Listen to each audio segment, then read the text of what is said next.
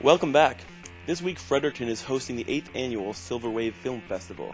The event showcases documentary, feature, and short-length films from across Canada and around the world. Kicking off the festival will be the screening of Growing Up, the story of a teenage boy who rebels against his homeschooling, pot-growing hippie parents by attending public school. Growing Up was directed by Michael Melsky and shot in Moncton, New Brunswick.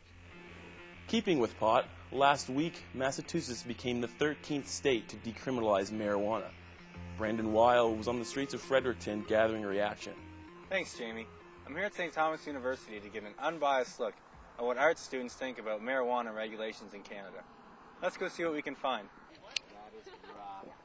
It's great. I've seen that the effects of alcohol can often be more destructive than the effects of marijuana, and I just don't feel that if people are allowed to go and buy cigarettes at the store, they can't have the option of buying marijuana. I think as long as people don't try to operate big machinery or heavy equipment or try to drive after consuming copious amounts of substances, I think that's okay, So if you're careful, that's fine. Well, I think so many people are doing it anyways that maybe it should just, and it has a bad stigma on it, and if the U.S. is doing it, come on, we always do what the U.S. does. For the new law, which takes effect in January, Massachusetts residents will have to pay a $100 fine if caught with the drug. A slap on the wrist compared to a $500 fine and possibility of 6 months jail time that accompanied the old law. Also, Americans elected Barack Obama. They should at least think of decriminalizing it because everyone smokes weed. Everyone does. And if it's a criminal offense, people are going to keep going to jail for just having weed, which is stupid. So if they decriminalize it and the government starts growing it or something, it'd just be better. I'm a little high right now, so I don't really know what to say. I definitely support decriminalization of it because the people who go home and smoke a joint aren't criminals, and they don't deserve to be banned from travel to the States or travel internationally or working in civil jobs. Although marijuana appears to be highly tolerated by St. Thomas students, criminal charges will be laid by anyone possessing the drug in Canada. For Stu Journalism, I'm Brandon Weil. Thanks, Brandon, and now back to you, Melissa's. Thanks, Jamie. With restrictions against quiet hours and rules against drinking games at St. Thomas University, residents must find other ways to entertain themselves. And what better way to do that than by chasing each other around with stickers? Stu Corbett has more. Hey kid, I didn't talk to you. What do you need? No, I talked to you. For what? Here. Gotcha! No! The setup. One of the many ways a person can get their man in sticker tag. Sticker tag is one big single elimination game of tag. Each participant is given the name of someone in their residence and a sheet of stickers. That person just has to go hunt the other person, but there's a catch. There's always someone hunting you too. Lydia McDonnell is the social representative for Harrington Hall. She is the one who organized the event for Harrington this year. She says there's more behind the game than just chasing people around campus. And it really adds to the community because it's something that the entire house is doing at the same time together for a common goal of trying to find this person and that person, and I think it really adds to it a lot, more so than I've ever seen in the past. Liam Clark agrees. Liam won the game last year in Harrington and is looking to take the title 2 years in a row.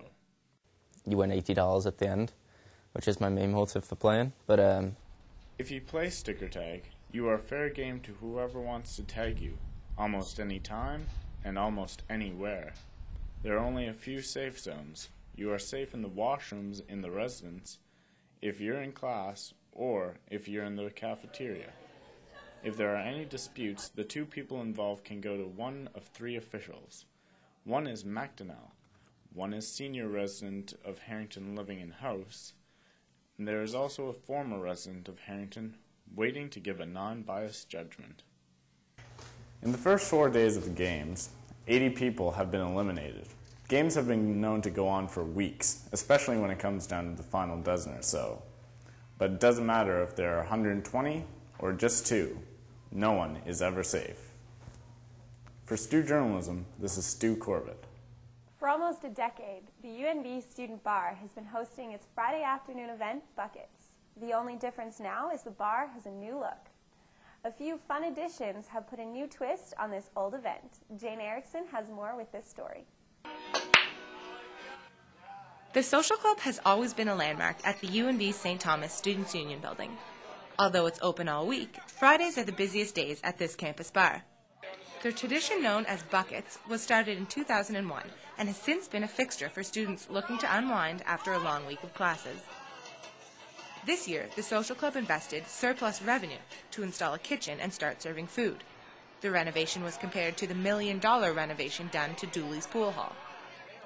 Social Club regular Scott Walters says that this literally caters to the demands of the patrons. It certainly caters to a new demographic. It seems to be across Canada in general. Stats are showing that less people want to get really loaded and just dance the night away. They're looking to go to pubs a little more and stuff like that. And so they're trying to cater to what the students want, which is the point of a student bar like this. First-time Buckets patron Stephanie McEnany says that the bar is simply trying to follow what the students want. I think it'll definitely help. I think that people like to eat while they drink, so it'll turn it more into like a pub type atmosphere, and people will be able to drink and have their supper and then continue drinking. This event literally is beer in a bucket. For $9.75, students can have 5 Coors or Canadian brand beer or 3 shots of any liquor. With the addition of the kitchen, food specials correspond with every day of the week. Social Club fans say that this appeals to a tight budget and an empty stomach. Social Club manager Matt Harris was unavailable for comment and would not allow any of his staff to speak to us. However, Student Union Building Supervisor Sean Cunningham says that the renovations have made huge gains for the Social Club. Primarily, the biggest focus that Matt wanted was the kitchen, and he wanted to have the open kitchen atmosphere where you can see the cook making your food, etc., etc., etc. I know that from talking with Matt that food sales have been increased, so introducing the food atmosphere has been good. Also, Buckets remains busy, and for the past about month or so, it's been fully packed with 180 to 200 students at any given time. Before the renovation, Buckets was the most popular event here at the Social Club. But now with the addition of a kitchen, a pool table, and a larger staff, regulars of the Social Club say that this afternoon drinking phenomenon is here to stay. And for now, there's more than enough beer in the bucket to go around. For Stu Journalism, I'm Jane Erickson.